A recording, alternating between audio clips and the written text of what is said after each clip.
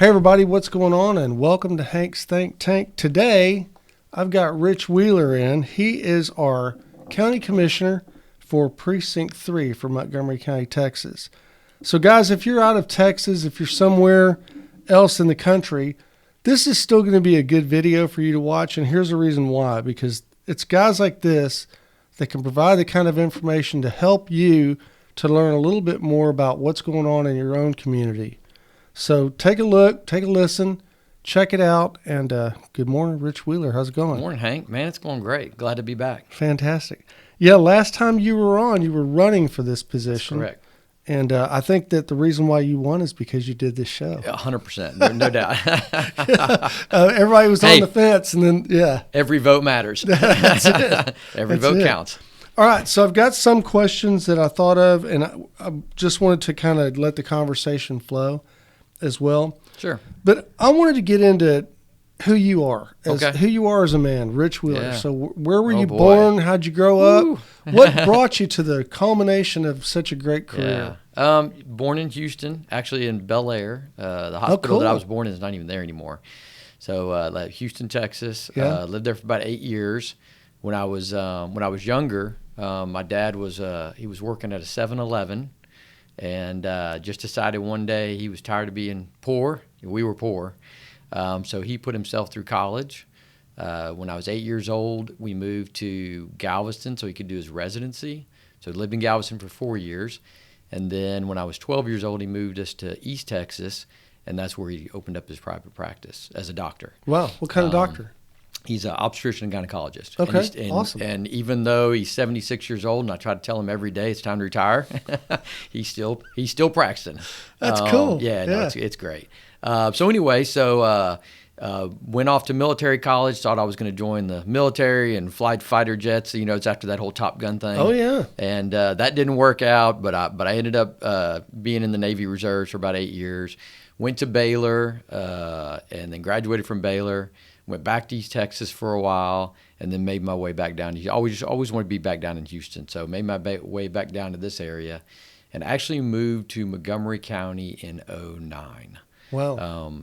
Moved just a very short stint into the Woodlands, and then moved from the Woodlands to Shenandoah, Texas, which for your nationwide listeners, they have no idea where Shenandoah is. It's a little blip on a map, basically. But I used to always call it the gateway to the Woodlands, because you have to kind of drive through Shenandoah to get into the Woodlands off of I-45. And so lived in Shenandoah for 11 years, and that's kind of what got me into politics, sort of organically. Those local positions. Started off on the Civic Club, then the Planning and Zoning Board. Ended up running for mayor, did 3 terms as mayor. And while you're mayor, you deal a lot with the county commissioners. Mm-hmm. And in Shenandoah, I actually had 3 county commissioners. I had Riley, Commissioner Riley in Precinct 2. Then I also had started off with Commissioner Clark, then Commissioner Metz, then Commissioner Gray in Precinct 4. That's the east side of 45. And then I had Commissioner Nowak on the south side of Research Forest. Precinct 3. So Shenandoah has 3 different commissioners. 3 different commissioners, yeah. For that little bitty town. Shenandoah's a nice town, though. Oh, it's awesome. Yeah, love that city. It's a good little town. They do a lot of things right there. So yeah, it's great. Okay, so 3 terms as mayor. Wow. Yep. That says a lot. Because if people keep voting, that means you're doing something right. Yeah. So. The first time I ran against a 3-time incumbent and won. I was lucky enough to win. The second time I ran against a guy who had been a city council member for 3 terms and was lucky enough to beat him. And the third time, I didn't have an opponent. Wow. I went they all learn their lesson. Well, yeah, but to a degree. And look, any politician that tells you that they really enjoy, they don't, because it's a grind. It's hard. Yeah, the campaign part is tough. The campaign part's tough, but there's to a degree. There's a little bit of, you want the process to take place. You want people to be involved. You want people who want to step up. You want people who want to be involved. So I don't get mad when anybody's running for any office. Like if there's an incumbent and somebody's running against them, that's part of our process. That's who we are. That's Sure. representative government. That's the way the system's set up. So it's kind of a good thing. Yeah. You know what I've noticed about Montgomery County in particular? Most of our elected officials feel the same way. And I just wish that would spread to the rest of the country, because I think a lot of elected officials have forgotten that this is a representative government and that you guys work for us. It's what was it? Jean-Jacques Rousseau, the social contract. Mm-hmm. That's kind of the genesis for representative government, right? It's we're all in this together, but each one of us, our little communities, have our own little needs, and so we need to all sort of pick somebody to go represent us and represent what our needs are, understanding the big picture of, like saying Montgomery County, Precinct 2 and Precinct 1 and Precinct 4 are all different than Precinct 3. Oh, yeah. We have different needs. We have different... Absolutely. Our communities are made up differently, and so my job is to go to Commissioner's Court and go represent Precinct 3 for what their needs are, understanding that the big picture is still that we're all of Montgomery County, we're all still in this together, right? Mm-hmm. So it's okay if we disagree, and it's okay if we sort of ebb and flow a little bit. But at the end of the day, we all need to sort of remember that we're trying to keep Montgomery County moving in the right direction. Right. And so you can't be mad about the fact that if somebody wants to represent their community, they think their needs aren't being met. Mm-hmm. Yeah, that makes a lot of sense. So I've always been kind of curious as to how you would manage your representation when it comes down to something that maybe you think your constituents want, but you necessarily might have some additional information and you don't want. It's a tough one. Yeah, it's a tough one. It seems like that would be really difficult to not let your own influence take part of that. Yeah. So, and I think that comes down to your moral compass, right? So Sure. For me, I've got a couple of non-negotiables that I'm just, it's like, hey, look, at the end of the day, I can't do this. Regardless of if I think the vocal minority wants me to do this, I just, in my heart, I can't do it. And if I'm willing to lose my job over it, then that's one of those non-negotiables, right? But that's a very small number of items. And really the bigger picture is what you have to do is you have to be willing to step back and say, I may not always be right. Maybe just because Ritch Wheeler thinks this is the right thing to do, maybe it's not. Or even if I think I'm right and it probably is right, it's still not what the community wants. And at the end of the day, we're elected to be representatives.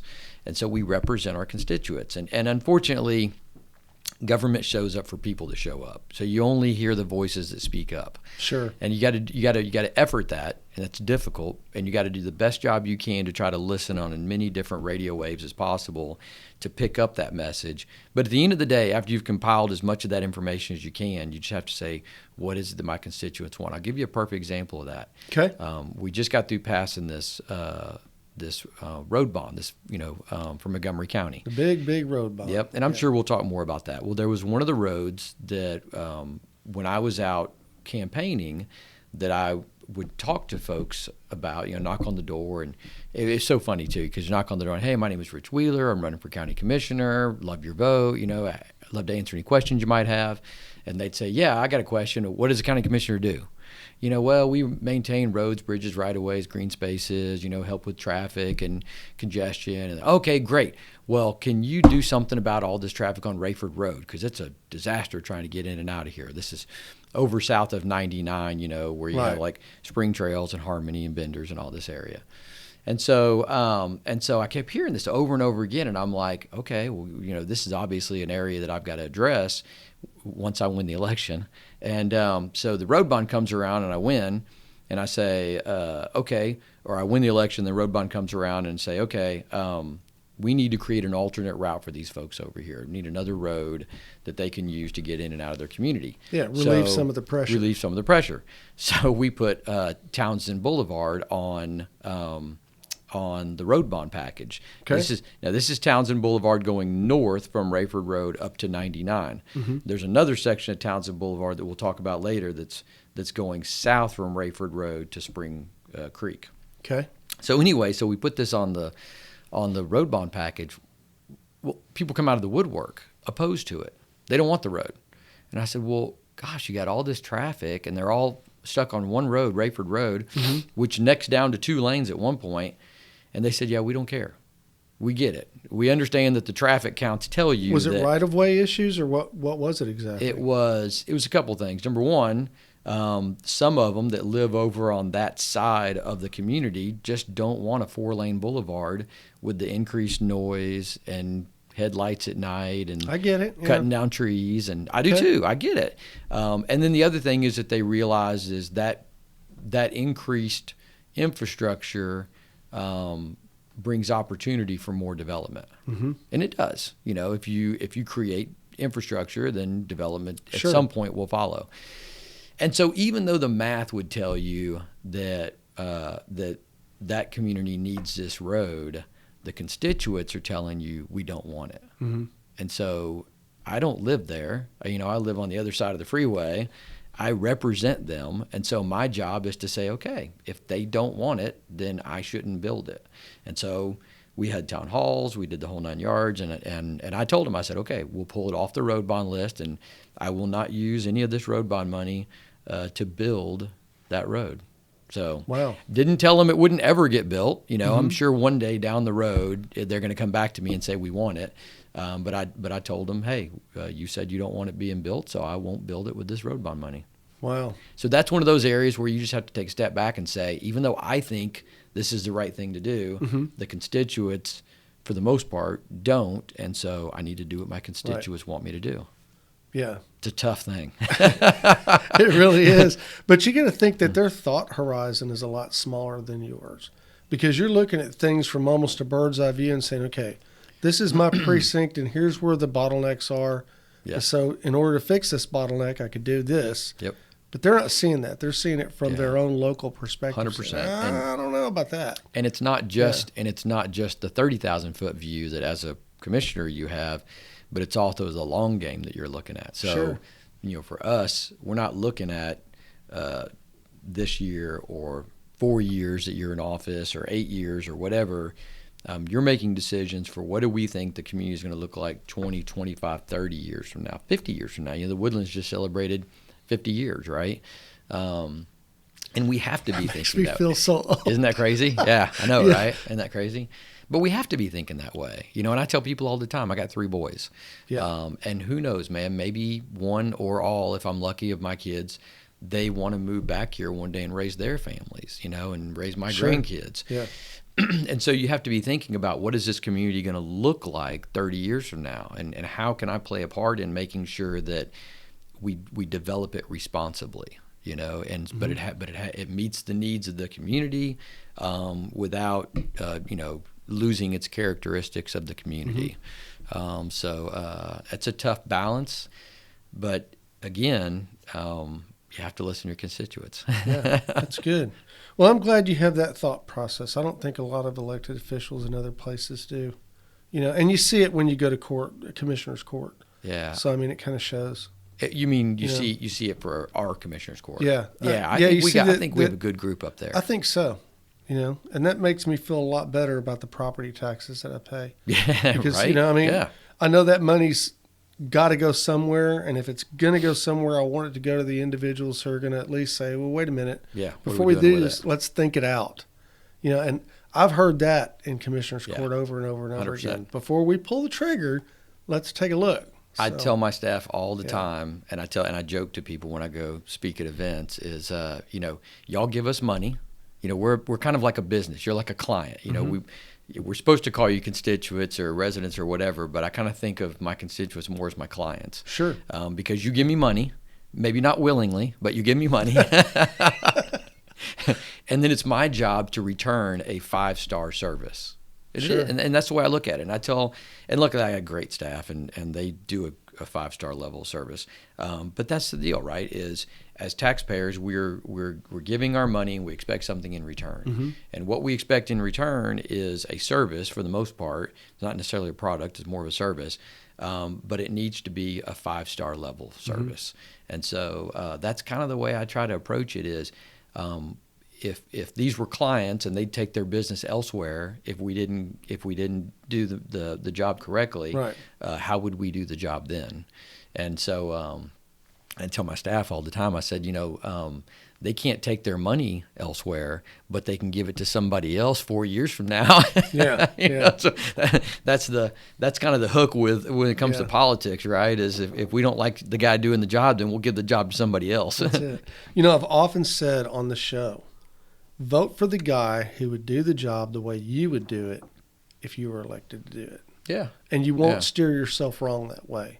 And I know there's party lines and there's this and that and the other and a lot of other considerations, but at the end of the day, your vote actually does count. Your independent vote. So vote for the guy that would do the job the way you would do it if you had that job. Yeah, and you know what? You can even expand that a little bit to not just the guy that does the job, but look, there are some elected officials in Montgomery County, but there's thousands of employees of Montgomery County, right? And so the way I always approach it is, and the way people should vote for an elected official, and the way the elected officials should hold their staff accountable and the staff around the county is, how would you spend the money if it was your money? Right. If it was coming out of your checkbook. Mm-hmm. If you had to pull your checkbook out and write that check, would you spend that money? Would it be that important for you to spend the money on? And so that's the conversation that I'm constantly having with people when they come. Because, that's county commissioners, that's sort of what we do, right? That's sure. We have kind of two main functions between running the precinct and then running the budget.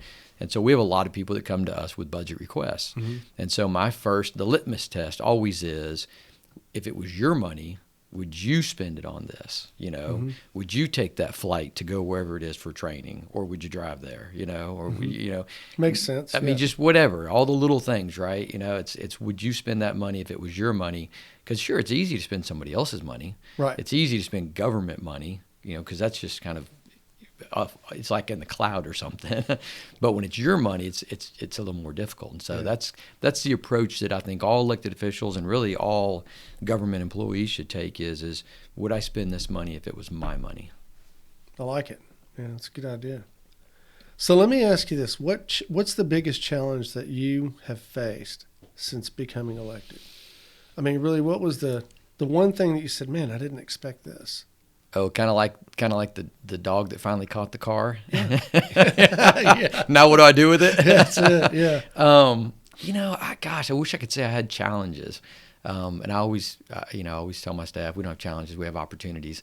I just don't know that we have had a lot of challenges per se, because I've got a really good staff. They're dialed in. Everybody does great with their jobs, which makes my job super easy. I think the only challenge that we continually effort is trying to get in touch with our constituents. We talked about just a minute ago about listening to constituents, right? Mm-hmm. I have 185,000 constituents. I don't hear from 185,000 people, right? I don't have 185,000 followers on Facebook or 185,000 emails in my database. It's way less than 1%. Yeah, and so it's how can we get more people involved? Because the more people are involved, the more voices I hear, the better decisions I can make. And so if I had any challenges, it's constantly efforting, how can I talk to more constituents? How can I get more people to get involved and reach out to me? Well, hopefully this podcast will help do it. I'm sure it will. That's why I'm here. That'd be awesome. Okay, well, I know that you did have some challenges when you first made it into office, because the administration that had left you in kind of with a hardship. Let's just call it that. Yeah, okay. So in that or through that process, what have you learned? Yeah. And then secondly, what could we do as a community, as constituents, as taxpayers and individuals, what could we do to ensure that kind of thing doesn't take place again?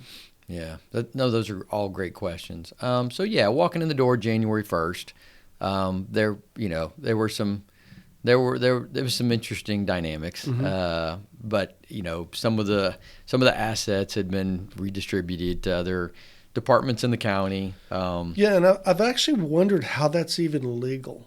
It seems like if you lost an election at that point, you wouldn't be able to give away, sell off, whatever happened, the assets of the precinct.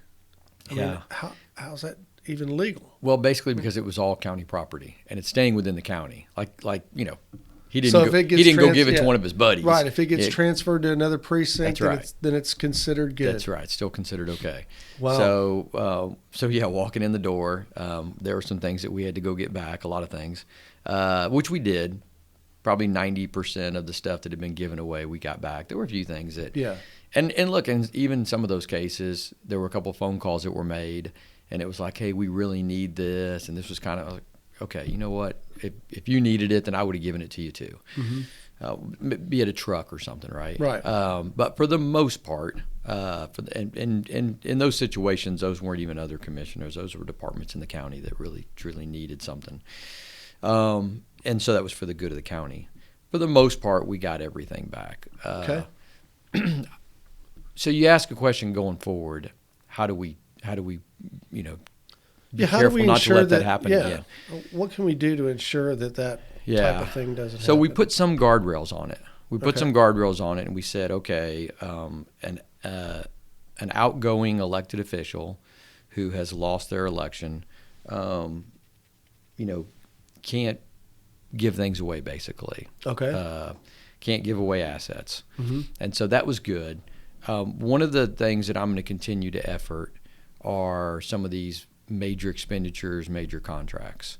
So the previous administration, everybody knows who he was, James, on October of 2024, signed an extension to a 381 contract. So a 381 is a tax abatement vehicle.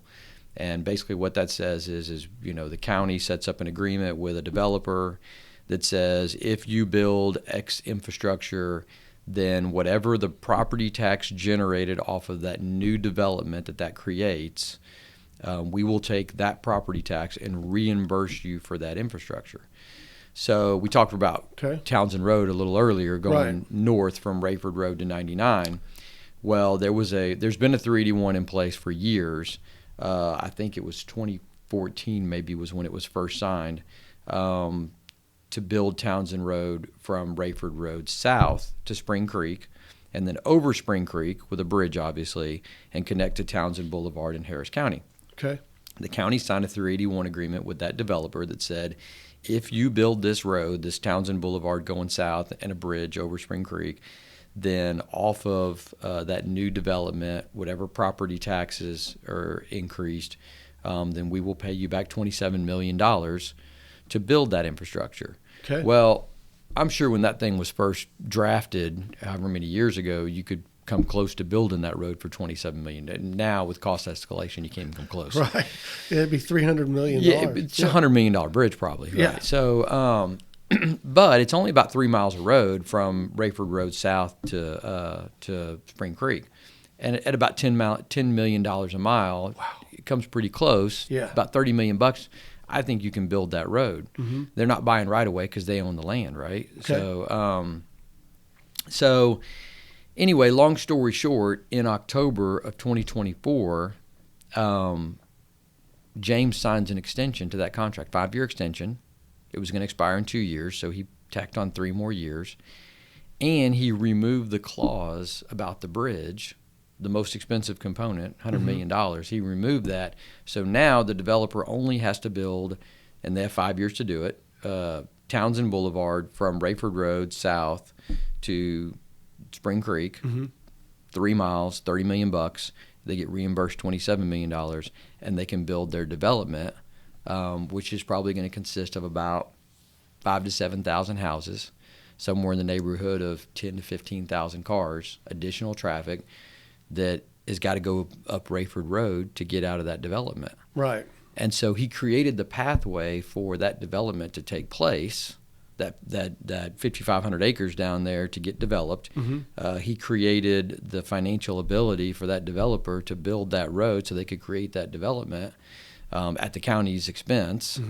And the people who are going to suffer are the constituents who have to deal with all that increased traffic, because now we're not building Townsend going north to 99, right? So, which brings me to the question, this information out there for the Yes. constituents that really, and they Yeah. still didn't want it. Yeah. Their hope is that, I think their hope is, and I understand, I think their hope is that if there's only one way in, one way out, then the developer won't build that development and that additional traffic won't ever take place.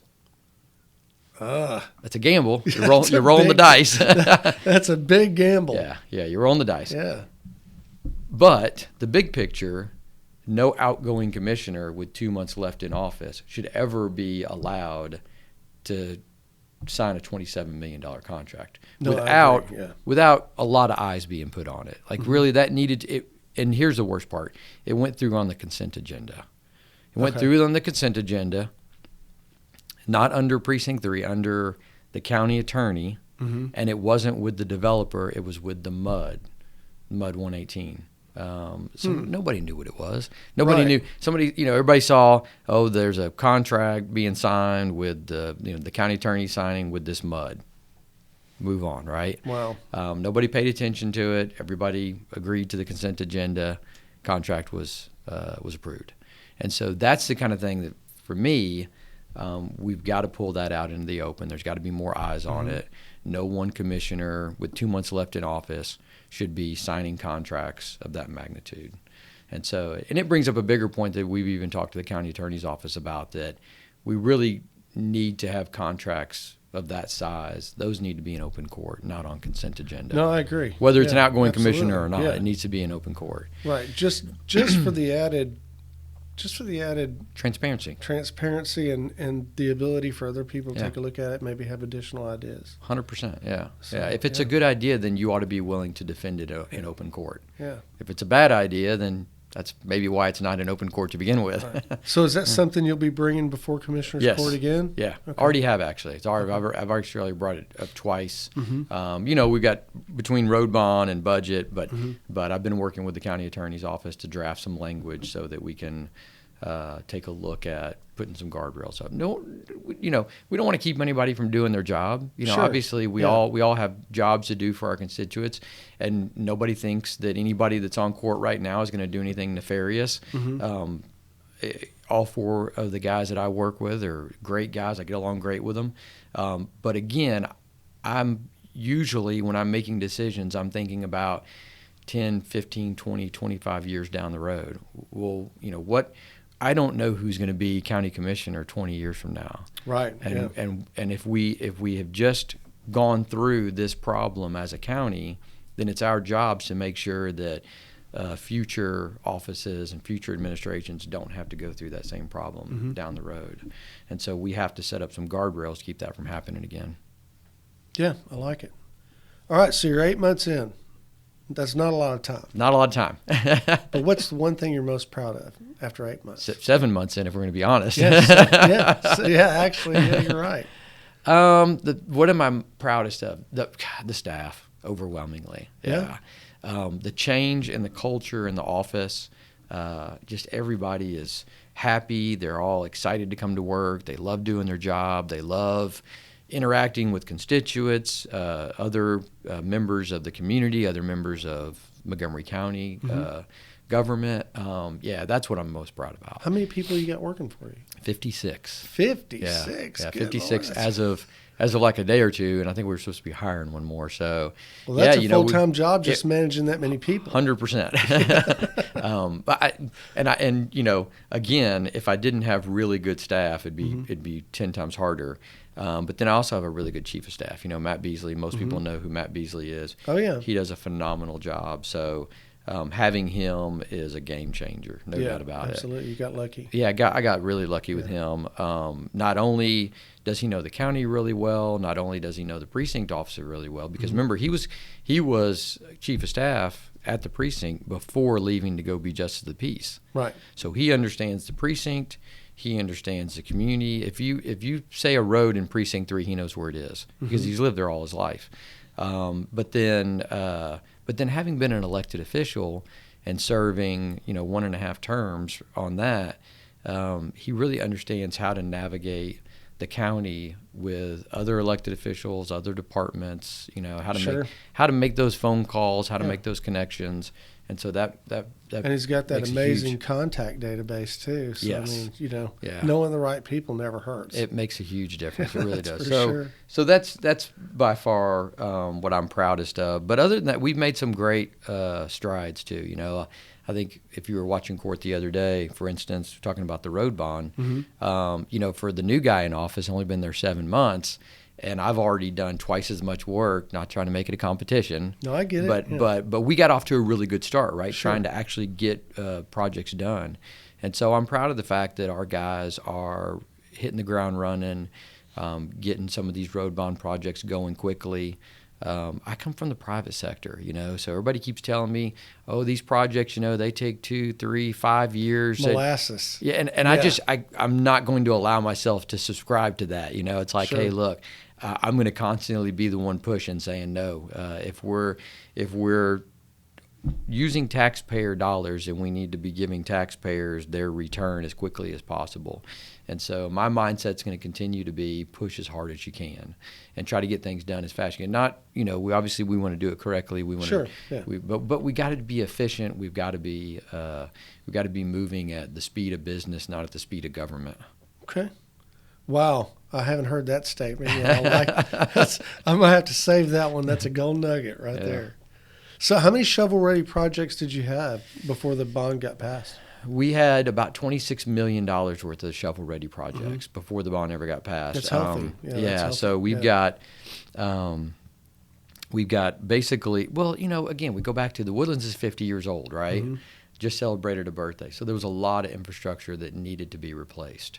And luckily we had already identified those. We knew the staff really had identified these are the areas that we've got to go back and rehab these infrastructure projects. So between those and then some immediate improvements that we knew we could make, we knew there were some intersection improvements that we could make right off the bat. We had a lot, and then very quickly we identified a couple of more. I tell you one that I'm really proud of that actually we just completed. I'm going to drive it on the way back when I go back to the precinct office. I'm going to go down Rayford Road, and where you probably have never driven or don't drive it that often, but there's an S curve there on Rayford Road coming off of 99 going north on Rayford up to 45. There's an S curve. Right. Yeah, I know where it is. Yeah. Well, that thing, the residents call it Mario Kart. You know, because it's sketchy. You know, there's no two ways about it. It's 3 lanes wide. I mean, it's NASCAR going 3 wide, right? Going through there. It's like a chicane. It's the S turn, right? And then if it rains, look out. Yeah. Because, you know, people are clipping through there at 45, 50 miles an hour. Right. And there's just constantly wrecks through there. So Andy Dubois, who is the director of projects there in Precinct 3, does a great job. He found some high friction surface treatment that we could go back and overlay that road with. And so now when you drive through there, I've only driven through it once. They only had 1 lane done, and we drove through it. You feel like you're on rails. Yeah, so it'll give you some grip. Exactly. Awesome. You go. Yeah. So even if it rains, it'll be safer. You know. So just some projects like that we had identified very quickly that we could actually start putting on the ground very quickly, and give the folks a return for that bond. Now, there's some long projects too, right? There's a bridge over Sawdust. There's a bridge on Sawdust Road over Panther Branch, rather. Okay. That floods if you get a real bad flooding event. And what happens is by the time Glenlock floods and that bridge floods, then all the folks in Grogan's Point and Timber Ridge, they get stuck. They're stranded. They can't get out. Right. And so we're going to go back and raise the approach angles on that bridge and give those folks some access to get out in a flooding event. There's Robinson Road. I don't know if you've ever driven that, but I haven't driven it, but I know where it is. It's a nightmare. It's just all of the traffic from the east side, from all of that Imperial Oaks community, and everything north of 99 uses that to get over to 45 to get to the Woodlands area. The city of Oak Ridge North is realigning the road right there as it goes over the railroad tracks, which will help a bunch. They're expanding that intersection, realigning it, because you used to have to make this weird zigzag. There was a couple stop signs, and instead now it's going to be a traditional T intersection with it's going to have signals, And so then what we're going to do is we're going to go bolt on when they're done with their project. We're going to go bolt on to the end of that and take Robinson Road as far out towards Imperial Oaks as we can, widening it to allow for more storage and less congestion. Okay. And so those are a couple of big projects that we have on the horizon that are going to take acquiring some right of way. It's going to take some environmental design, engineering. Sure, yeah. So those projects, all the standards. Yeah. So those projects, they have a longer runway. Right. But so the neat thing is we have different firms engaged in different projects. So while we're doing those initial steps on those big projects in Sawdust and on Robinson, we've got people engaged on these quicker projects for our shoulder rehabs, our intersection improvements, things like Rayford Road, S-curve, and so those are going on right now. So, okay. Yeah, man, if you can stage it out, then hopefully you get all the work completed as quick as possible. There you go. So you have a 4-year term, and I know you'll end up getting another 4-year term. Well, from being on here, yes. Yeah, there you go. So what would be your long-term, the one thing that you say, man, I'd love to see this that I accomplished or helped to accomplish after, let's say, 2 4-year terms? So it's 8 years out. Would be your big wish? Yeah. Santa's list. Yeah, and so that's not. It's not going to sound, sexy if you will. I've known this G-rated program, but it's not going to sound super sexy, and it's not gonna be like some big massive infrastructure project. My big wish before I'm done with however long I get to sit in the seat is have Montgomery County set up for the next 25, 30 years. I haven't put a number on it just yet. Maybe I should, right? And the only way to do that, and I'm glad that that the other commissioners and the judge, I know they all feel this way, but really the one who's been very vocal about it is Commissioner Gray. He's pretty vocal about it too, is coming up with a plan, right? In business, you always, again, I go back to the private sector. We always long-term goals. We always had a 1-month goal. We always had a yearly forecast, but then we also had, what's your 5-year plan? What's your 10-year plan? And so for Montgomery County, I really want to have that 5, 10-year, maybe even 25-year plan where we start addressing things like, okay, we know that we have a courthouse issue right now, right? We know that we need a new courthouse. We've heard from the judges. We've heard the judge talk about it. Yeah. We know we need a new jail. We've heard from the Sheriff's Department talk about that. We know that we needed some infrastructure improvements. That's why we passed the road bond. And really the road bond is probably truthfully just catching us up because we hadn't had one in 10 years. Right. So, and the last one was significantly smaller. And so my point in saying all that is we were behind in a lot of infrastructure requirements that the county needs as we move forward, as we continue to grow at one of the fastest clips in the country. 1,500 people a day are moving to Texas. Crazy. Yeah. And a lot of them are moving to Montgomery County. We're one of the fastest growing counties in the country. And so we know we're going to continue to grow. We know we're already behind on infrastructure. And so rightfully so, we're looking at addressing some of those things. The sheriff's working on the jail. The judges are working to come up with solutions for the courthouse. But let's not get in this situation again 20 years from now. Let's not look up 20 or 25 years from now and say, oh, we need another this. We need a new jail. We need a new courthouse. Because we didn't plan for it, right? There you go. So my big initiative before I walk out of office is to say, this is Montgomery's plan for the future. This is how we're going to grow at the rate we're growing and be one of the premier counties in the state, which is the premier state in the country. And so we've got to set up that long-term plan. And so that's sort of my big aha initiative. And that is sexy. I think it's great. Well, good, thank you. That's definitely the way to go. All right, so I've got one final question for you, and you know what it is because I always talk about it with almost everybody. Okay. Where do you land on water? And I walk on. And let me lead into this a little bit. Yeah. I know from the people I've worked with and the conversations that I've had that we are eventually, maybe not today, maybe not next month, but we're eventually going to run into a situation where water is a big deal. No, it already is a big deal for starters. Yeah. Yeah. So It's funny that you say that. And most of the commissioners tell me, well, Hank, we're not in the water business. That's the one thing we don't do. And they're not wrong about that. Look, I will fully admit water is the commodity of the future. Mm-hmm. I believe that 100%. I believe that water will be the most sought after commodity at some point, right? That we until we create. I'm going to get way in the weeds on you here and nerd out if you're not careful. Not ready. I go back to my old Navy days. We used to have desalination plants on our ships. Okay. And so we would desalinate water as we're underway. The problem was it requires so much energy that you can only desalinate so much at a time, and your consumption rate exceeds your desalination rate. And it was horrible because then what would end up happening is they'd secure water on you, and so then you couldn't take showers. You literally couldn't go to the sink and go pour a glass of water. Yeah. And so the only way you could get anything to drink, it's 100 degrees outside, you're on the deck of a concrete and metal ship, and the only way you could get anything to drink is you go to the galley, and they'd have what we used to call bug juice, and it was this concentration of like the cheapest, worst Kool-Aid you'd ever had in your entire life. Awesome. And they'd make it super thick, and I think the reason why they did it intentionally was so that you wouldn't drink as much. Right. And so they're conserving water, right? And so anyway, I'm intimately familiar with the process of desalinating water and what that requires, and we can do that.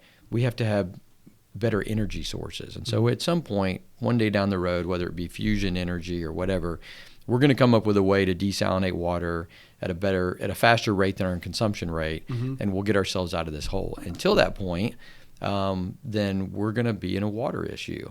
Right. So it's not that I'm not sensitive to it. It's not that I don't listen. It's not that I don't pay attention. It's not that I don't talk to the MUDs. It's not that I don't go meet with folks from Lone Star Groundwater. But the issue is, and it kind of goes back to when I was, I guess it might have been after I was elected. I was meeting with some of the HOAs, and one of the HOAs asked me about the constables department and about how, we see the constables over here more than over here, and what do we need to do to get the constables come over here, and what are you going to do to get the constable? And I told the guy, I said, hey, look, I'm not trying to be disrespectful, but really at the end of the day, I'm not going to tell the constable how to do police work because I don't want the constable to come tell me how to build roads. I get it. That's not his wheelhouse. And look, chasing down bad guys isn't my wheelhouse. And so I think we all have a lane that we need to stay in. It doesn't mean that we can't try to influence and stay involved and stay educated. And maybe we need to stay educated, stay involved in influence. Got that order wrong. And so we need to do that with the appraisal district. I say that all the time as county commissioners. We need to do that with the MUDs. We need to stay educated, involved, and maybe even influence. We need to stay with San Jacinto River Authority. I've met with them multiple times.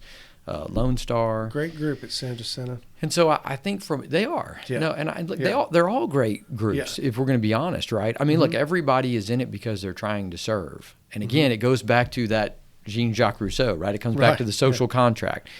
We all have slightly different subsets that we're trying to represent. So we're all going to the big meeting, trying to represent our group, and I don't want to say fight for, but push the initiatives that we think will represent the people that we represent. Sure. And sometimes that takes some negotiating, right? And so that's one of those when it comes to water.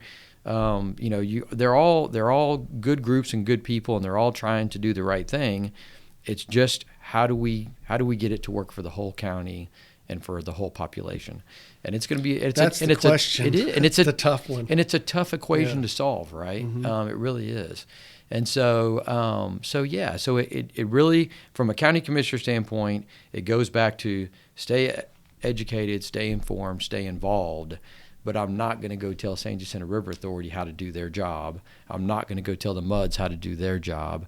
My job as a county commissioner is, as it relates to the infrastructure that I'm responsible for, the right-of-ways that they need to utilize, in some cases funding, very rarely, but in some cases there may be some funding mechanisms.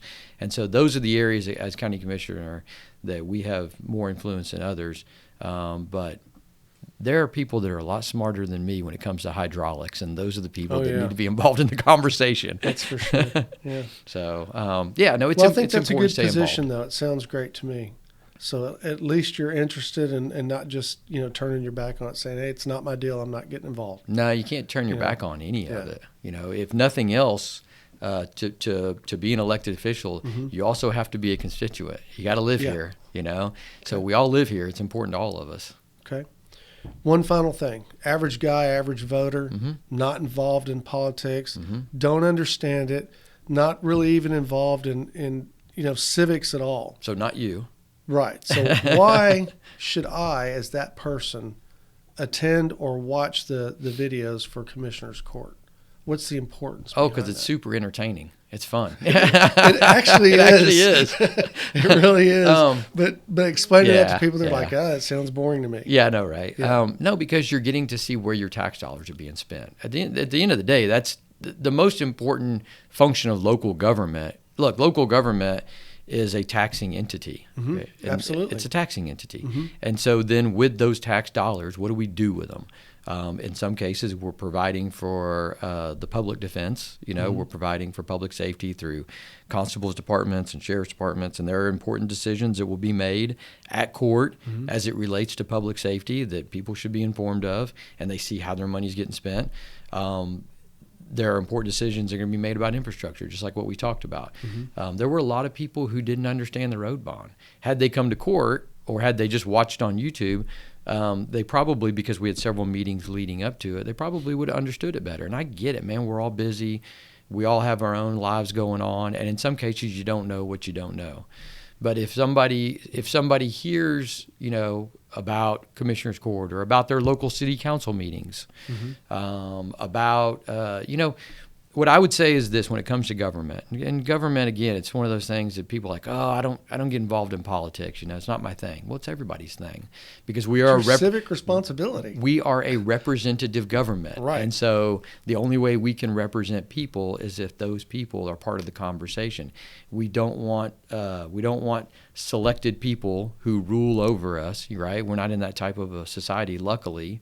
So if we want to live in a representative government form of society, then we all have to be involved. And so what I would tell people is start local, start with your HOA. They're going to tell you what kind of color your fence can be, and how long your grass can be, and where you can park your motorhome and your bus. Start with your HOA, your city council meetings. They're important. That they talk about city ordinances, zoning, all the things that make your community what it is. And then you go to the next level, and then you try to stay somewhat involved in a county, and then state and federal, and really in that order even. Because by the time it gets up to the federal, even though we all want to go vote for president, and we all want to be in, we all want to watch Fox News or whatever your flavor is, at the end of the day, that has so much less impact on your life than what those local city council meetings do, or even your HOA. 100%. I've preached it 1,000 times. Yeah. So start small, start local, and work your way up as your appetite will let you. So. Well, Commissioner Wheeler, I appreciate it, man. Yeah. I think, and I knew when I interviewed you the first time, I said, if this guy gets elected, he's going to be the guy. Man, I appreciate that. And I even made phone calls after. I said, hey, just talk to the guy. He's the guy. You need to go see him. And after several months in office, it looks like you're right on that boulevard. I appreciate that. I really do. You're doing good. Can I make one shameless plug? Oh, yeah. 100%. So September 2nd, we will have the ribbon cutting and grand opening for the Kevin Brady Library and Community Center. Ah, okay. There, it's the new Library and Community Center in the Woodlands. It doesn't matter where you live in Montgomery County. This is for everybody. Everybody's going to use this space. Come see it. Super neat. It's a state-of-the-art facility. It's literally got something for everybody. We're still going to have our seniors that are going to use it. We're still going to have our nonprofits that are going to use it. We're going to have a lot of local businesses that are going to use it. We're going to have constituents that just want to come use it for whatever reason. And what time will that be? We haven't set a time yet, but I'll push that out. So, awesome. So you can go on Commissioner Wheeler. It's Commissioner Ritch Wheeler, Precinct 3. That's our Facebook page. Okay. A lot of information there. You can go to mctxpct3.org. That's our website. Okay. A lot of information there, which, by the way, we have an app called P3 Works. So if you if you have a work order or something, they can go in, they can put information on an app. And then, heck, man, if you can't get a hold of anybody else that way, call me. My cell phone number's 214-695-2567. You smile every time I do that because you're like, I cannot believe he's giving out his phone number. Guys don't do that. You know what, man? Officials don't do that. That's my real phone number. If you call it, it rings. That's awesome. You know, that's the only way you can represent people is if you talk to them. So, at any rate, yeah, man, check one of those areas. You'll be able to figure out exactly what time it'll be. Show up to that grand opening. This is going to be a community center and library for everybody. And it's celebrating what I would say is probably the second most influential person in South Montgomery County for sure. Absolutely, right? I mean, I think we all know that George Mitchell was the most influential, obviously, and he's got a library and a bunch of other stuff named after him. And so Kevin Brady served 26 years in Congress representing us, served at the state level, served as a president of the Chamber of Commerce. It just really did a lot and continues to do a lot for our community. And so it's going to celebrate a community member that did a lot for us, and it's going to celebrate the grand opening of a facility that's going to be used by everybody. It's going to be great. So, yeah, September 2nd, come see it. Awesome. Thanks a lot, man. Yeah. I appreciate it. Thanks for letting me plug it. Yeah, it's been a good conversation. Yeah. All right, guys. Well, there you have it. Ritch Wheeler, Precinct 3. Go to Commissioner's Court. At least show up once. It's worth it. It's every other Tuesday, correct? For the most part. Every other Tuesday, 9:30 a.m.? Yeah, we change the schedule a little bit when we get around Thanksgiving and Christmas. And we will be changing it next year to Thursdays. Really? So the state passed a new law that instead of noticing meetings for 72 hours, it's now 3 business days. 3 business days. So we had to push it to Thursday. Yeah. So all you local city council members and stuff out there, school boards, y'all got to do the same thing. That's right. Yeah. Everybody that falls under the Texas Open Meetings That's Act. correct. Yeah. That's right. Yeah. Okay. In the state of Texas. There you go. All right, man. Well, listen, have a good day. Thanks, guys. man. Thanks for watching. Thanks for subscribing, and we'll see you in the next one. Thank you. All right, man. Did great. Thank you.